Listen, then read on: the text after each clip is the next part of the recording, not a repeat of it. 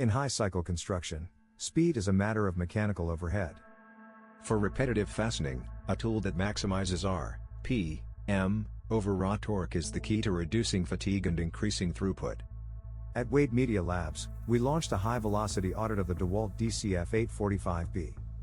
We analyzed its 3,400 R.P.M. brushless motor, impulse frequency, and voltage sag resilience. The heart of the 845 is its high-output brushless motor.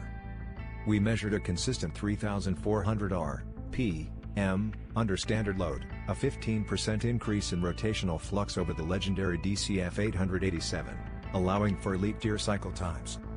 Power is nothing without fastening fidelity. We audited the 1,825 pound torque rating.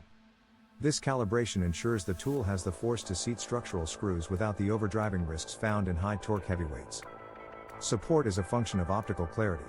The 845 utilizes a triple LED ring that creates a shadow-free work zone, ensuring visual verification of the fastener's seat depth in low-light environments.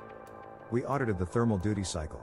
Despite its high velocity output, the compact chassis and optimized fan flow maintain internal temperatures within safe parameters during a 50 fastener stress test.